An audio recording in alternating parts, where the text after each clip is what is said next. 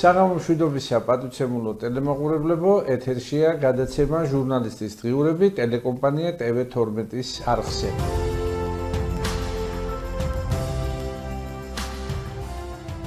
მინდა შეგახსენოთ ძვირფასო მეგობრებო, რომ ჩვენ მაუწყებლობთ უკვე ახალი მისამართიდან, ჩვენი მისამართია ბათუმი, იმედაშვილის ქუჩა ნომერი 8, სააქციო საზოგადოება გურმანის შენობიდან, ხოლო ტელეფონის ნომერი კვლავ უცვლელია 076-760-012. დაგვირეკეთ, მოგზანდით სტუდიაში და ერთად დავგეგმოთ ჩვენი ყოველი მომდევნო ეთერი. რაც შეეხება დღევანდელ გადაცემას, ჩვენი მთავარი თემა გახლავთ სპორტული, ტურისტული თემა, ძირითადად ტურიზმი იქნება, მოახლოებული სეზონი და სეზონთან დაკავშირებული პრობლემების მოგვარება, რასთან დაკავშირებითაც დღეს ჩვენ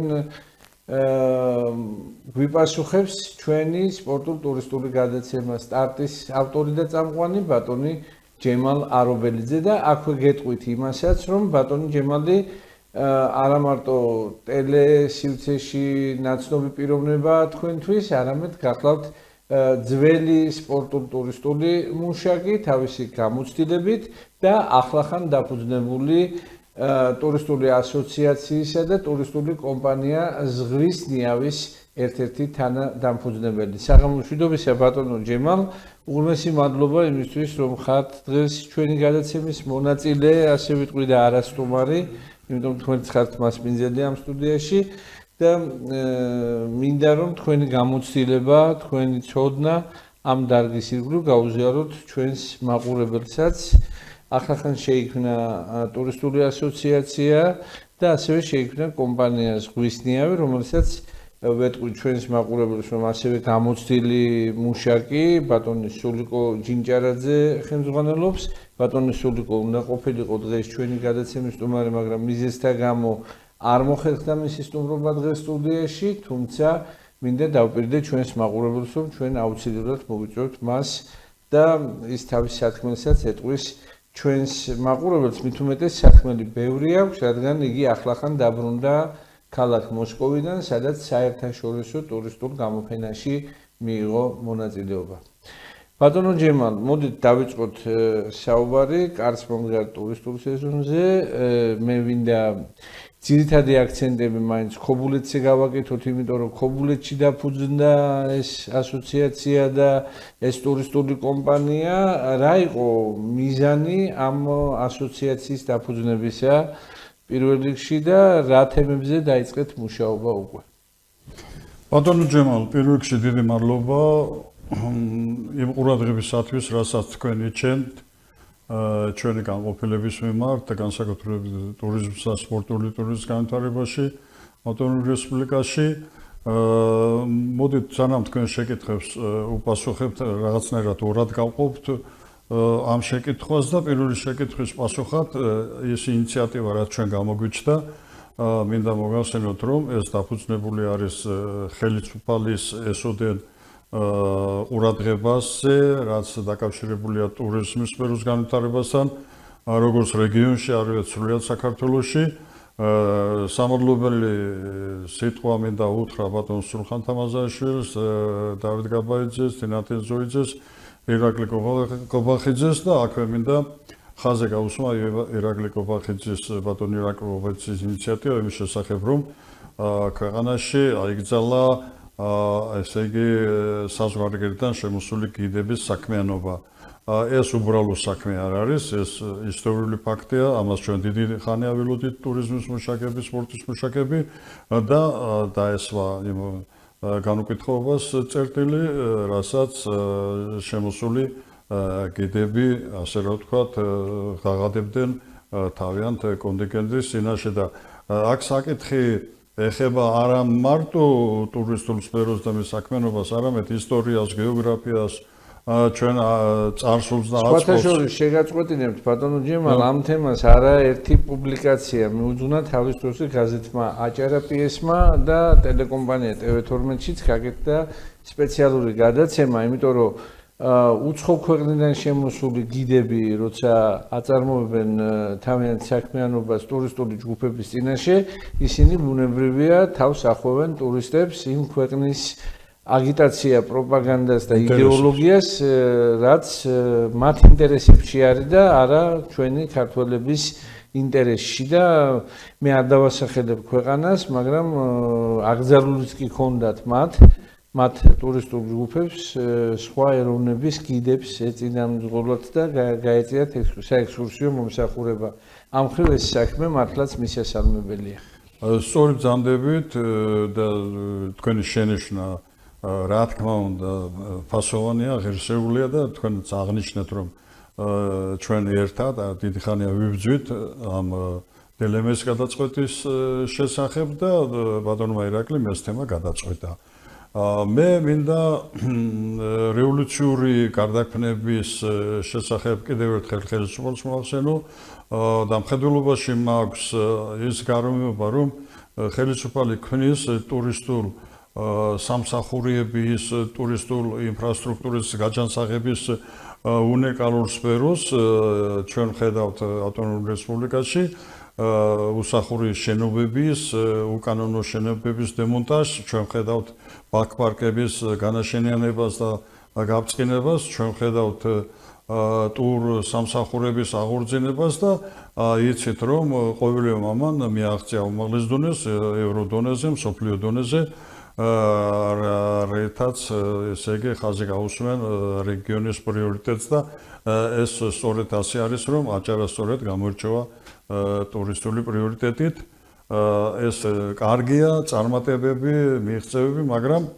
აქვე აი მეორე თემას მინდა შევეხო რომ ბატონი ირაკლი კობახიძე არა წლები აგრძელდება ეს ვანხანალია რომელსაც დაესვა წერტილი მხედველობაში მაქვს ესე იგი საზღვარგან შემოსული კიდების აღარ ახსნილი სხვანაირად ვერ ვიტყოდი ქმედება მათი ტირაჟირება იმ კუთხიდან გაგებით რაც მათ საინტერესებთ ამ დროს იჩრდილებოდა ჩვენი ქვეყნის ისტორია, გეოგრაფია და ტურისტული საქმიანობა და ასე შემდგომ. ეხლა ეს ყველაფერი კარგია, მაგრამ მე ორად იმიტომ გავყევი ეს თემა რომ მეორე თემაში ხელისუფალს რა ვიცი აბა ბატონი ირაკლი თუ კიდევ მოგვაქცევს ყურადღებას ტურ სფეროს, სპორტულ სფეროს აქ თემა ითხოვს ასეთივე ღონისძიების გატარებას ადგილობრივ ტურ სამსახურებზე მხედველობაში მაქვს თვითმოქმედი და თვითშემოქმედი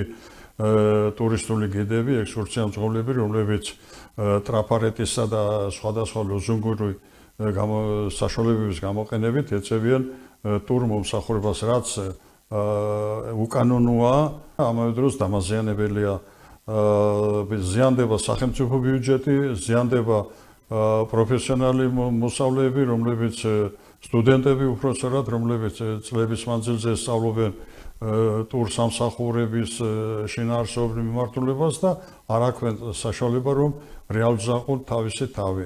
გამომდინარე აქედან მაგალითები ბევრია და ესე იგი ზოგიერთ შემთხვევაში ძალიან რთულ და ცუდ პირობებთან გვაქვს საქმე, როდესაც ტრანსპორტის მძღოლი გვევლინება როგორც ტურბიუროს დირექტორი, ექსკურსია მძღოლი, შემდგომ ამისა ბუღალტერი, რა ვიცი, თანხის გამკარგავი და ყოველივე ერთად აღებული ესე იგი გვაძლევს იმის დასკვნის საშუალებას, რომ ეს თემა უნდა დამთავრდეს, წერტილი დაესვას და ყოველივე ერთად უნდა იქნას აღიარებული პრიორიტეტად ტურ სამსახურები, მათი გეგმიური მიმართულებები და ძალიან კარგი იქნება რომ ამ თემაში ჩაგვერთოს როგორც ტურიზმის დეპარტამენტი, სამინისტრო, უწყებები, რამე თუ შესაბამისობაში უნდა მოხდეს ინფრასტრუქტურული წყობის გაჩანსაღების კვალზე, რა თქმა უნდა დაწყებული ზღვიდან და საფლეჟი მეურნეობიდან და მთიდან და სოფლიდან ერთად აღებული კონცენტრირებული მარტივ. მე არ ვსაუბრობ გეგმიურ საბჭოთა კავშირის წყობას, მე ვსაუბრობ თანამედროვე ევროპული გამოცდილების კვალობაზე გატარებას იმ ღონისძიების, რასაც ითხოვს დემოკრატიული ქვეყნები, მაგრამ რა თქმა უნდა კანონისა და უზენაეს ჩარჩოებში. გასაგებია, ალბათ ამ საკითხს უფრო მეტად ისევ და ისევ ასოციაცია უსაშველებს, რადგან თქვენს ხელთ არის ბერკეტები იმისა, რომ ინფორმირება მოახდინოთ ჩამოსული ტურისტის, როცა ის აირჩევს გიდს, როცა აირჩევს საექსკურსიო მომსახურებას, თუნდაც მძღოლს და ავტომანქანას, რომელსაც უნდა გაყვეს ის ექსკურსიაზე, მოსთხოვს შესაბამის სერტიფიკატს, შესაბამისი განათლების დამადასტურებელ მოწმობას. ალბათ ხელისუფლება მაინც ასეა თუ ისე ვერ ჩაერევა კერძო კომპანიების და კერძო ადამიანების საქმიანობაში, კერძო ბიზნესში, ასე ვთქვათ. მაგრამ თემა ძალიან მნიშვნელოვანი არის და აუცილებლად საჭიროებს გადახედვას და მიხედვას. ბატონო ჯემალ, მესმის თქვენი პათოსი, მესმის ირიდიული წყობის შინაარსობრივი გადაქმნები, მაგრამ თემა ეხება ეროვნულ საგანძურს, რასაც ისტორია ქვია სახელას. ჩვენ ფაქტურად ექსკურსია მძღოლები, ტურსამსახურის მუშაკები წარმოადგენთ ამ შემთხვევაში იმ წამყვან ძალას, რომელიც უნდა ღაღადებდეს ქვეყნის დიდების ისტორიის აღნუსხვის და ჩვენი ქვეყნის მიმართულების გამოხატვით. გამომდინარე აქედან შემთხვევითი ექსკურსია მძღოლები ამ თემას ვერ უგურვებობს. გამომდინარე აქედან საკითხთა წყება მიგვიყვანს იქა, რომ ძალიან რთულ პირობებში ჩავდგებით შემდგომ და შემდგომ, ამიტომ მე არ ვსაუბრობ რაიმე აკრძალვებზე, ვსაუბრობ შერწყმაზე, თუ ვინმე აცხადებს პრეტენზიას იმაზე, რომ მან წარმოადგენს ამ დარგის სპეციალისტს, მოვიდეს ჩვენთან ასოციაციაში, ბიუროში, გაიაროს კომისიური წესით, ესე იგი გამოცდები, მივცემ სერტიფიკატს, მივცემ წმულებას იმისა, რომ მან ითანამშრომლოს ჩვენთან და კანონიერ ჩარჩოებში ამ ლოზუნგებს მიიღმა, შეგვიძლია ჩვენ უზრუნველყოთ ნორმალური ცივილური მომსახურება. მართალია ჩვენს ფანჯრებში მარტის ჭირვეული ამინდებია ჯერ კიდევ, მაგრამ ქობულეთში მომავალი ზაფხულისათვის, ანუ ტურისტული სეზონისათვის სამზადისი უკვე დაწყებულია. ბატონო ჯემალ, შეიქმნა ტურისტული ასოციაცია და შეიქმნა ასევე ტურისტული კომპანია ზღვისნიავი, რომელიც უშუალოდ მიხედავს ტურისტების ორგანიზებული ჯგუფების შემოყვანას, რამდენადაც ჩემთვის არის ცნობილი. და ამ კომპანიის ხელმძღვანელი ბატონი სულიკო ჯინჯარაძე ახლახან დაგვიბრუნდა მოსკოვიდან, სადაც დიდი საერთაშორისო ტურისტული გამოფენა გაიმართა. რამდენად კმაყოფილია ბატონი სულიკო ამ გამოფენაში მონაწილეობით, რა იდეით წარსდგა დამთვალიერებლის წინაშე და რა შედეგებს ელოდებით მომავალში? მადლობა ბატონო ჯემალ კითხვისათვის, მნიშვნელოვანი და სასარგებლო არის ეს კითხვა, არა მარტო ჩვენი კომპანიისათვის, არამედ სრულად ტურიზმის სამსახურისათვის და მინდა ამაღად მოგახსენოთ, რომ ჩვენმა კომპანიამ პირნათლად წადგა საერთაშორისო გამოფენაზე ბატონი სულიკო ჯინჯარაძის მეშვეობით და სასიხარულო ისიც არის, რომ კამპანიაში მონაწილეობას ღებულობდა თბილისის მსხვილი ტურ ოპერატორები, კომპანიები და შესაბამისობაში საქართველოს ჩართული იყო მთლიანად ამ ესე იგი საერთაშორისო ტურ გამოფენაში. ეხლა პირველი წელია ჩვენ ასეთ მაღალი დონის კამპანიურ შემადგენლობაში ღებულობთ მონაწილეობას.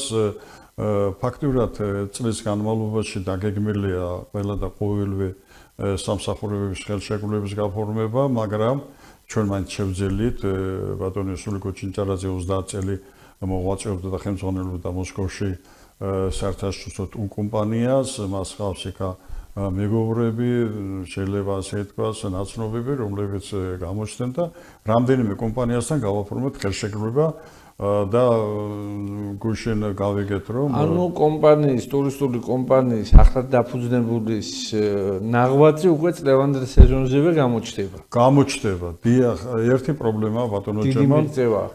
კი, ერთი პრობლემა არის, რომ აი რუსეთის ფედერაციასთან იმის გამო, რომ ჩვენ დიპლომატიური კავშირი არ გვაგვაჩნდა და სხვადასხვა ჩემთვის უცნობი პოლიტიკური ვითარების გამო არა გვაქვს საშუალება ანგარიშ სწორება მოახდინოთ ესე იგი ვალუტის ფორმებში და ამ თემაზე მუშაობთ და მე მგონია ამასაც გადავწყვეტ. Იმიტომ რომ თუ რუსეთის ფედერაციას ეს არა მარტო დიპლომატიური კონტაქტის გაწყვეტის შედეგი, არამედ რუსეთ-უკრაინის ომის შედეგია.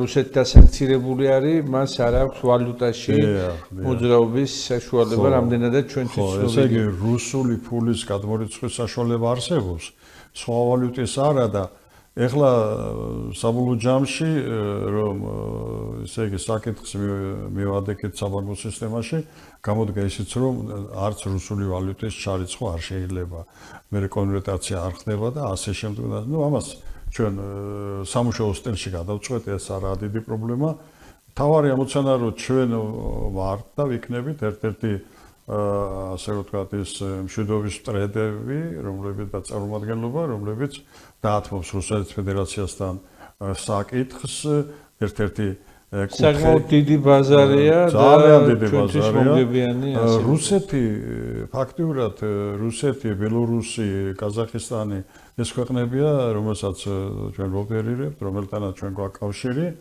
მაგრამ კიდევ ერთხელ ვიმეორებ რომ შექმნილი საერთო სიტუაციათა გამო არის ხელშეშლა რაც უნდა დაუძლიოთ, გადაუძლიოთ და საკითხი უნდა მივიდეს იქამდე რომ საერთაშორისო მშვიდობამ დაესაკუთროს და საზრუნავი, სოფლიო საზრუნავი უნდა იყოს ხოლო ტურიზმი, სპორტი, ხელოვნება, კულტურა და ასე შემდგომ. ნუ ეს განყენებული თემის მხრივ მოგახსენეთ. ეხლა რაც შეეხება თემას იმისა რომ ჩვენ საქმიანობ, ჩვენ ხელი ძალიან გვეშლება, კეთილ დავძენ და ვიმეორებ ესე იგი ტურისტული სისტემის არა აი სახელმწიფოებრივი ვერ ვიტყვი, არა უწყებრივი წყობის შესაბამისობაში კანონის არქონის გამო. То есть იმის თქვა მინდა რომ აბსოლუტურად ყველა მოქალაქეს, ყველა მცხოვრს, ყველას აქვს იმის რეალური შესაძლებლობა რომ დაითქვა სახელად ექსკურსია მძღოლი, თქვათ გიდი და ასე შემდგომ და აწარმოოს ეს საქმიანობა ყოველგვარი ლიცენზიის და ყოველგვარი ასე რომ ვთქვათ მოთხოვნის გარეშე. გამომდინარე აქედან მე მგონი წერტილი უნდა დაესვას ამ განუკითხაობას ლიბერალური წყობა შესაძლებელია ჩვენი ფორმირება მიმართულების სოციალიზმთან კაპიტალიზმში გადასვლის დროს 30-35 წლის მისაღებული ყოფილიყო, მაგრამ დღეს უკვე ეს იმ ფონზე, როდესაც ხელისუფალი განსაკუთრებით ხაზმინდა გავუსვა ბატონ სულხან თამაზაშვილის შემოქმედებით საქმიანობას, რომელიც აჭარის სინამდვილეში არ ყოფილა მხედველობაში მაქვს ესე იგი სრული რეაბილიტაცია, სრული ესე იგი გასუფრთხილება ყოველგვარი შეიძლება ითქვას უსახური ვემსგავსებით ევროპას ბოლოს და ბოლოს ინგრევა უსახური შენობები როგორც ბათუმში, ისე ქობულეთში და ისე რეგიონის სხვა მიდამოებში და ალბათ მომავალ ტურისტულ სეზონზე უკვე აჭარა შეხვდება სრულიად ევროპული სახით. ხო, ბატონო ჯემალ, გეთანხმებით, სავსები და აი ამ ფონზე უკვე ის რომ პროსტინა გადაფენილი და ჩოლოქიდან იმამდე რა ქვია მაგას გოდერის უხელწეხამდე გამოფენილი მანქანებზე გემსახურებით ტურისტულად ბინას ვაქირებ და რაღაცა ეს თემა უკვე ძალიან ჩამორჩენილი და უკანონოდ და ამ შემთხვევაში ანტიპროპაგანდისტულად მიმაჩნია მე ჩვენი ქვეყნისათვის თუ ჩვენ ვაცხადებთ პროტესტს იმის გამო რომ ჩვენ ვართ ცივილიზებული ქვეყანა ევროპის ცენტრი ასე მოვიაზრებთ ისტორიულად ხო და ვაყენებთ საკითხებს ძალიან მაღალ დონეზე რა თქმა უნდა ვიყოთ შესაბამისობაში და მე თუმეტეს გიდების პრობლემა გვაქვს ჩვენ რეგიონში არის დეფიციტი და კარგი იქნება თუ მომზადებთ და იქნებიან ბატონო ჯემალ, ეხლა გიდების საკითხი როგორ არის? აი როგორც ყოველი სფერო ტურიზმის დეპარტამენტშიც გქონდა თქვენ კი, ტურიზმის დეპარტამენტში ძალიან მაღალ დონეზე, ძალიან კვალიფიცირებულად მიგვიღეს დახმარება და გვერდზედგომა თქვენ ასევე სამინისტროში, ასევე ბატონ ირაკლი ცეცხლაძესთან გქონდა შეხვედრა, სოსო ჟღენთან გქონდა შეხვედრა, თამარ კაიგაშვილთან გქონდა შეხვედრა და ყოველივე ამან მოგცა სტიმული იმისა, რომ ჩვენ ავმოქმედდეთ და ვიყოთ იმ ჩარჩოებში, რა ჩარჩოებიც არის, ერის ცივილიზაცია, ტურიზმის აღორძინება და წინსვლა და ეკონომიური, ასე რომ ვთქვათ, აღორძინება. გამომდინარე, ჩვენ გავაკეთებთ ყველაფერს, ჩვენი გამოცდილებას, ჩვენ უნარს, შემოგარენი მეგობრების, ესე იგი, აღზევულ გზნობას გამოვიყენებთ როგორც ასოციაციაში, ასევე ტურფირმაში, იმის გამო, რომ სამაგალითო ვიყოთ და ესე იგი, აღიარებული ვიყოთ რეგიონში. ერთადერთი პირობა მხოლოდ ვიმეორებ ამას, ესე იგი, მიეცემა შესაბამისი კვალიფიკაცია და ამაღლებული როლი, როდესაც ხელი-ხელ ჩაკეტებული სახელმწიფოსთან ერთად ჩვენ შევძლებთ საკითხის წინაპლანზე გადაწევას და ასე რომ ვთქვათ, გადაწყვეტას. თუ ის ერთხელ კიდევ დავზენ და ვიტყვი, რომ სახელმწიფო ყველაფერს აკეთებს ინფრასტრუქტურული წყობისათვის, სახელმწიფო ყველაფერს აკეთებს საშტატო ერთეულების დაკომპლექტებისათვის, არის საინფორმაციო ცენტრები, არის მერიებში ტურსამსახურეები, დეპუტატებში ტურ დავალებები და შემართებები, მაგრამ ეს არ უნდა იყოს მხოლოდ ხახალძე და რაღაცა მოვლების მოხდით მის ეს უნდა იყოს სამსახურებრივად წინაპლანზე წამოწეული. ნიშნის მოგებით არ მინდა ვინმე შესაურო, მაგრამ უნდა აღნიშნო აუცილებლად ის თემა და ის მიმართულება, რასაც ტურიზმის დიდ მნიშვნელობა ქვია სახელად, რის ჩვენი გადამრჩენია ბოლო წლებში, მოდით პირდაპირ ვთქვათ, პრიორიტეტი ვარ ჩვენ, მაგრამ აქ საჭირო არის პროფესიონალური მიმართულება და გათავისება ყველას მიმართ იმ თემისა, იმ საქმისა, რაც ესე იგი ჩვენ დღეს დავაღენეთ. ეს გიდები თითქოს ჭანჭიკია ჩვენი შემოქმედებითი ნაწილი, მაგრამ ამ დროს ჭანჭიკი არ არის, ამ დროს საღდენი ძალა არის, ჩვენი რუპორი არის, ჩვენი ქვეყნის ასე რომ ვთქვათ, იარაღია იმის თაობაზე, რომ ჩვენ უფრო მეტად გავაცნოთ ჩვენთან ჩამოსულ ტურისტებს ჩვენი ქვეყნის რაობა, მიმდინარეობა, მიმართულება. გამომდინარე აქედან ვფიქრობ, რომ ეს თვით შემოქმედება, რაც დღეს სუფევს, წერტილი დასასმევია, აუცილებლად უნდა მოხდეს კონტროლიც კანონის ჩარჩოებში, აუცილებლად უნდა მოხდეს სერტიფიცირება ყოველივე ამის და აუცილებლად მივიღებთ უმაღლეს შედეგს, რაც ჩვენ ქვეყანას წარდგება ბატონო ჯემალ და რაც იქნება მნიშვნელოვანი სახელმწიფოსათვის. ეს იქნება დასაქმების მხრივ, სახელმწიფო ბიუჯეტის შევსების მხრივ, თუ ჩვენი ავტორიტეტული საქმიანობის მხრივ. ამ მხრივ აუცილებლად სახელმწიფოს გვერდზედგომა გვჭირდება, ამ მხრივ რა თქმა უნდა ჩვენ არ მივაკლებთ შრომას. მოდით ახლა ისევ ასოციაციის თემას დავუბრუნდეთ. მე ვიცი რომ ეს ჯერ კიდე რამდენიმე წლის წინ იყო შექმნილი, მაგრამ ეს არ არის მნიშვნელოვანი, ახლა უფრო გააქტიურდა ასოციაციის საქმიანობა და როგორც ამ არხის ხელმძღვანელს მინდა გთხოვოთ, რომ აუცილებლად მოიწვიოთ თქვენს გადაცემაში ასოციაციის პრეზიდენტი ბატონი რევაზ სტამბოლიშვილი, რომელიც უფრო განავრცობს ამ თემას და უფრო საინტერესოდ მოუყვება მაყურებელს, თუმცა მანამდე მე თქვენგან მინდა გავიგო იმ ადამიანების შესახებ, რამდენადაც ვიცი ძალიან გამოცდილი ტურისტული მუშაკები არიან, ძველი გვარდია, ვინ არის ამ ასოციაციის წევრები, ვინ არიან დაფუძნებლები და მიზანი ძირითადი რა იქნება თქვენი საქმიანობის. კი, ბატონო ჯემალ, ასოციაციაში, ესე იგი, დამფუძნებლად ჩვენ მოვიაზრეთ, შევეხმიანეთ და მივიღეთ პირობა და დავაფუძნეთ კიდევაც უკვე იურიდიული ფორმით. ესენი არიან მანჩარ ზედგენიძე, პროფესორი, რომელიც სპორტული ტურიზმით არის დაკავებული და არის სპეციალისტი და წლების მანძილზე 10 წელზე მეტია, როგორც ვიცი მე, ხელმძღვანელობდა ინტურისტის შენობას. ინტურისტის სასტუმრო კოლხეთში. შემდგომ ის გადმოყვანილი იქნა ქობულეთის მერიაში მოადგილედ. ამ დროს შეიქმნა ქობულეთში ტურისტული განყოფილება, სადაც მეც მოღვაწეობდი, გოგი გოგიტიძე და იმ დროისათვის შექმნით შესანიშნავი უმაღლესი დონის სამსახურები. შემდგომ მოხდა ხელისუფლების ცვლა და შემდეგ გამოგვაცხადნენ ჩარეცხილებად და ამით დამთავრდა ყველაფერი. მიუხედავად იმისა, რომ ჩვენ ასამდე პოლიციის სამსახურის წარმომადგენელი შევქენით და პირველი საზღვარგარეთ გასვლა და კონტაქტები მაშინ დავიწყეთ და პლუსად ბევრი რაღაცები ახლა არ გამომივიდეს ეს ყარაბაღში, ბევრი რაღაცები გავაკეთეთ, მაგრამ იმ ახალმა ხელმძღვანელობმა არ დაგვიფასა იგი ფორმენტარში ყავდა შემოსილი ხალხი და ყავდა აბსოლუტურად ვიდან თაზე აგებული დიდი პოლიტიკა ტურიზმის რა თქმა უნდა, მაგრამ ეს დათარგმნილი ისე რომ თვითონ ჩვენ ვიყავით მოწინააღმდეგე, თქვა ასლან აბაშიძის და ასე შემდგომ.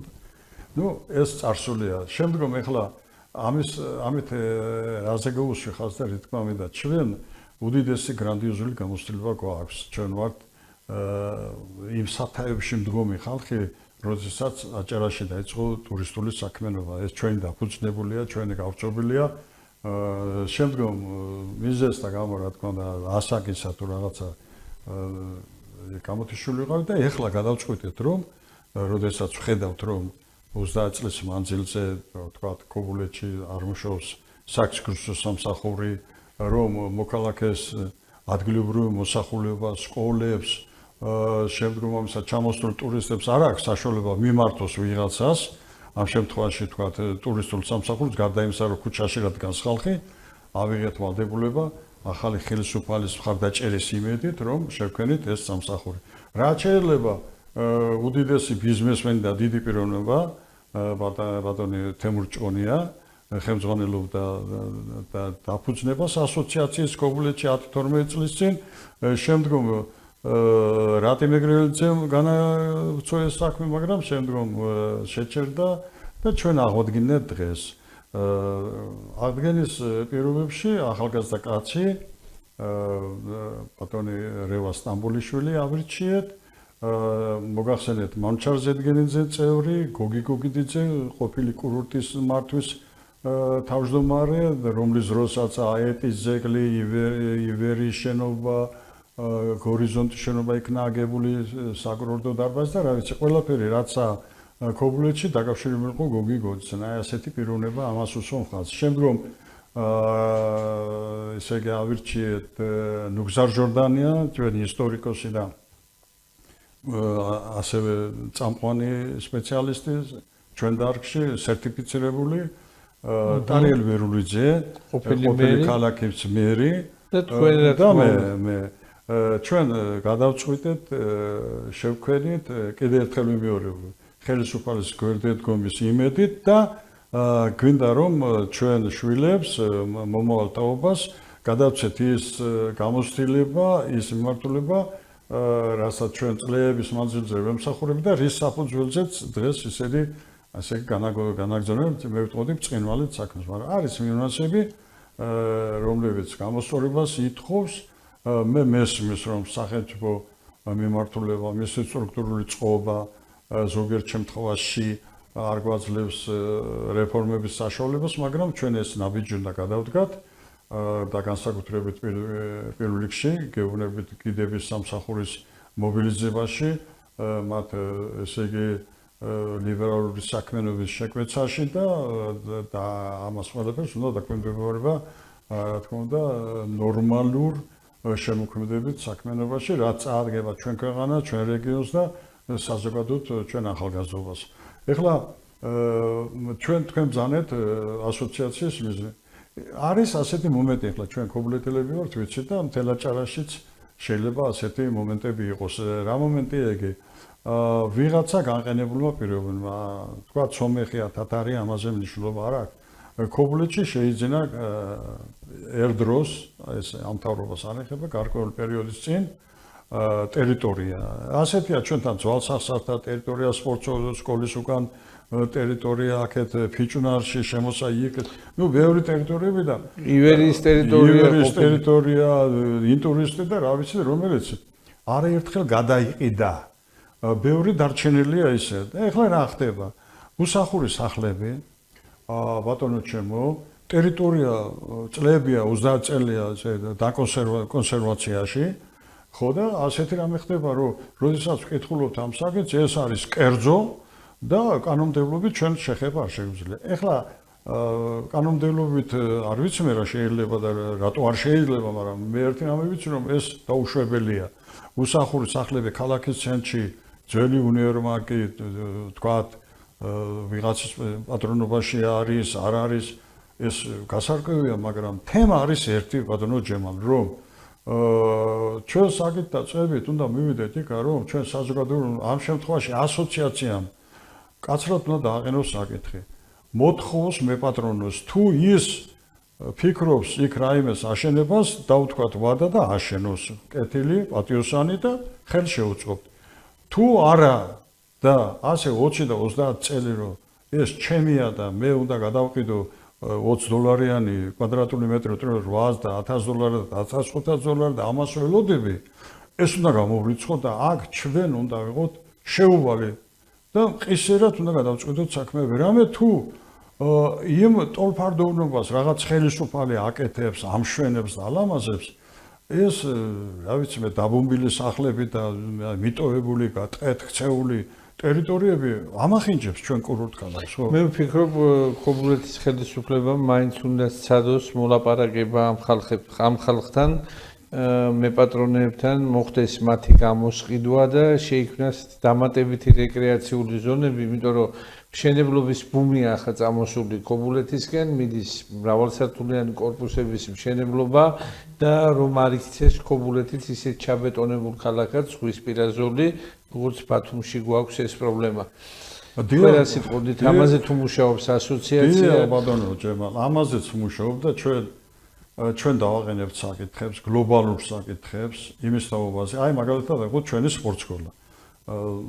სპორტსკოლის ზღვის მხარე ქალბატონ სომეხს ახლია ნაღიდი, მე სომეხი იმიტომ ვთქვი, რომ ვის აქვს ნაღიდი, თორემ ეროვნებას ხალხს არ უსვამ, მაგრამ არის თემა.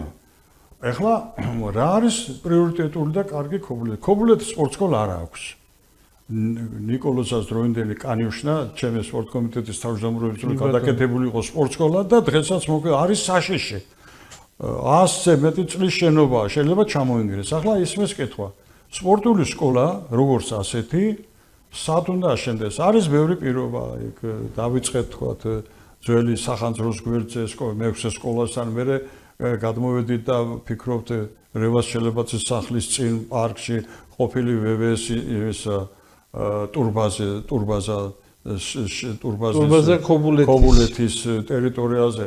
და ახლა მე ვაყენებ საკითხს, რატომ იქა და რატომ იქა მთელ მსოფლიოში სპორტული ნაგებობა არის, აი თურქეთში რო გადახვალ, მთელი ზღვისპირეთი თურქეთს მოცული არის სპორტული ნაგებობით და გამოდის თურქები და ღამე, დღე, შუადღეზე ბავშვებით, ოჯახით, ესე იგი ეწევიან ჯანსაღ ცხოვრების წესს. ეხლა ქალაქ ორდუში მაგალითად დიდი საცურაო ბასეინი და კომპლექსი არის აშენებული ზღვისპირას. ესე იგი ჩვენთან აი რაღაცნაირად არასწორი გაგება სპორტული ნაგებობა გადავიტანოთ ბათუმის რაღაცა ჭაობში.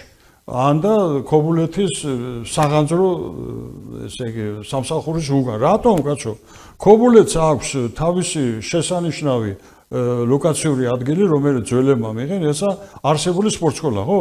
რატომ გამოისყიდოთ იმ სომეხი ქალბატონისგან ეს ტერიტორია ზღვისპირას ჩვენი შვილებისათვის, ჩვენი მომავლისათვის და ჩვენი რეკორდებისათვის ავაშენოთ მრავალფუნქციონალური სპორტული ნაგებობა და გადავცეთ ქობულეთელ მაცხოვრებელ ხალხს ისევ იმ გაგებით და იმ შემართებით, რასაც ქვია სპორტული ტურიზმის განვითარება, რასაც ქვია სიჯანსაღი და ჯანსაღი ცხოვრების წესი ცხოვრება და ჩვენია ეს ჩვენია, ხო?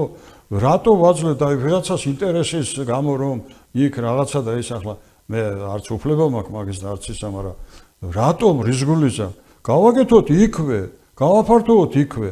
და მეორე თემა, გვერდზე არის თქვენ კარგად იცით სასტუმრო ესე იგი ყოფილი კურორტთა საბჭოს სასტუმრო. კი, კი. სოლიდარობა. სასტუმრო სოლიდარობა. რა ქვია, დაარსენ საფრინავო კლუბი და რაღაცა ლიოჩიკების, ფრინავების რაღაცა მერეს. თქვენ ოჯახა შემოშურო. კადეტთა კორპუსი. ახლა არაფერი არა. ეგეც სპორტს გადაეცით. და აქ შეკრებები ჩატარდება, აქ საერთაშორისო ქობულეთში არ აქვს საშუალება რომ ჩავატაროთ რაიონული პიროვნება. მე არ ვლაპარაკობ ევროპა და მსოფლიო მასზე ზედმეტია. და ქობულეთი არის ერთ-ერთი ქალაქი, სადაც სპორტული სკოლა არაა. ხედ, ქელა, ხუდო, შვახევში არის 2-2 3-3 სპორტული ნაგებობა. ქობულეთში არ არის, ერთი არის კანიუშნა საშიშროებაში და იმედი რომ ახლა აშენდება, ხვალე აშენდება, ზეგი აშენდება და ეხლა რევაზ ჩელებაძის მიერ ნაღვაწი ჩელი არენა და იქ ჩაქვში კიდე ძალოსნობის დარბაზი და რაგბის დიდება მათ და კარგია, მაგრამ ბავშვებს ხომ უნდა ყურადღება მივაქციოთ. ბევრი საკითხებია. და ამას როგორც გამოცდილი. ხო, ამას იმიტომ ლაპარაკობ, ამას ყველაფერს ჩვენ გავაჟღერებთ მაღალ დონეზე ჩვენი ასოციაციიდან. ამით შემდგომ მოვიწვევთ იმ რეგიონებს, რომლებიც რეგიონს ამით არის დაინტერესებული და საბოლოო ჯამში შექმნით კეთილდღეობას, დასაქმებას და სიჯანს აღეს. ამაზე ძვირფასი მე მგონი ვერაფერს ვერ გავაკეთებთ, მაგრამ ჩამორჩა უკვე 49 საუკუნე ჩამორჩა ეს ჩემი საუბარი. ამიტომ თუ გულთან მივიტანთ, ამის ჩვენ რესურსიც გაგვაჩნია, ამის პირობაც გაგვაჩნია, ჩვენი მიწაწყალი გაგვაჩნია და გავაკეთოთ ის, რაც არის კეთილშობილი ღვთის საქმე, რაცა გავაკეთოთ ის. ბატონო ჯემალ, სამწუხაროდ ჩვენი გადაცემისთვის განკუთვნილი დრო იწურება, მაგრამ მე მინდა მოგცეთ პირობა, რომ ეს არ იქნება ერთჯერადი თემა ჩვენთვის, ტურიზმი პრიორიტეტულია მთლიანად აჭარისთვის და ამდენად TV12-იც თავისი მიზნებიდან გამომდინარე ძალიან დიდ დროს დაუთმობს ტურიზმის თემას. ჩვენ აუცილებლად გვექნება შეხვედრა საკურორტო ადგილებზე ხელმძღვანელებთან უშუალოდ და ტურიზმის სეზონის დაწყებამდე მოვასწრებთ ალბათ ამ ყველაფრის გაკეთებას ჩვენ დრო გვაქვს ხელთ. აქედან გამომდინარე მე მინდა დავპირდე ჩვენს მაყურებელს რომ ძალიან ბევრი გადაცემა მიეძღვნება ტურიზმის თემას, როგორც შექმნილს, როგორც მიღწეულს, ასევე გასაკეთებელს და არ დავაკლებთ არც კრიტიკას, ჯანსაღ კრიტიკას იმ პირებს, ვის ხელთაც არის გადაწყვეტილებების მიღების უფლება და საშუალება, ამა თუ იმ საკითხზე ჩვენი რეგიონის, ჩვენი მოსახლეობის და ჩამოსული ტურისტის საკეთილდღეოდ. თქვენ რომ არა, აი, სწორად გამიგოს მაყურებელმაც და აი ქათენაური თქვენაც მინდა რომ პირდაპირ გაგებით მიიღო, რომ თქვენ არა, რომ თქვენი ტელესტუდია არა, მე ვიტყოდი რომ ესე შეგნებულად და მიგნებულად ვერავინ ვერ გააშუქებდა ამ თემას და მე თვითონ მოწამე ვარ ამის რომ თქვენ როგორ ესე იგი ხმალამოღებული იბრძვით კეთილდღეობისათვის, ტურისტული და სპორტული სფეროს გაფართოებისათვის და მე მგონი საქართველოში არ არსებობს ტელევიზია, რომელსაც იმდენი დრო და საშუალება ქონდეს დათმობილი როგორც ჩვენ. ამისათვის დიდი მადლობა თქვენ და მე გაძლევ თქვენ პირობას. მადლობა თქვენ რომ ხელმძღვანელობთ ამ დარგს. თქვენ ხართ თავი და მადლობა თქვენ იმისათვის ბატონო ჯემალ რომ ასე გაითავისეთ ეს საქმიანობა. რამე თუ თქვენ თვითონ ბრძანდებით დიდი ასე რომ ვთქვათ 20 წლიანი გამოცდილების მქონე ტურისტული სამსახურის მუშაკი და თქვენ ხართ ორგანიზატორი ისეთი მაღალი დონის ტურისტული ღონისძიებებს, როგორც არის არანჟავი კაბულეტი, ნარინჯისფერი კაბულეტი და მიუხედავად იმისა, რომ ჩავარდნები იყო მახსოვს ძალიან კარგად კოვიდის დროს, თქვენ იმ დროსაც ესე იგი ატარებდით ამ ღონისძიებას და ამიტომ მე მჯერავს და ყველაფერი კარგად იქნება. დიდი მადლობა მაყურებელს მინდა შევახსენო რომ ჩვენი გადაცემის დღეს სტუმარი და მასპინძელიც ასე ვთქვათ იყო TV12-ის სპორტულ-ტურისტული გადაცემა სტარტის ავტორი და წამყვანი, ასევე ტურისტული ასოციაციისა და ტურისტული კომპანია ზღვის ნიავის ერთ-ერთი თანადამფუძნებელი ჯემალ არუბელიძე. ამით ჩვენი გადაცემა დასრულდა. ტელეკომპანია TV12 ახალი მისამართიდან მაუწყებლობს კიდევ ერთხელ მინდა შეგახსენოთ ჩვენი მისამართი ბათუმი იმედაშვილის ქუჩა ნომერი 8 უცვლელია ჩვენი ტელეფონი 07676012 შეგიძლიათ დაგვირეკოთ მობრძანდეთ და ერთად დავგეგმოთ ჩვენი ყოველი მომდევნო გადაცემა ახლა კი გემშვიდობებით კარგად ბრძანდებოდეთ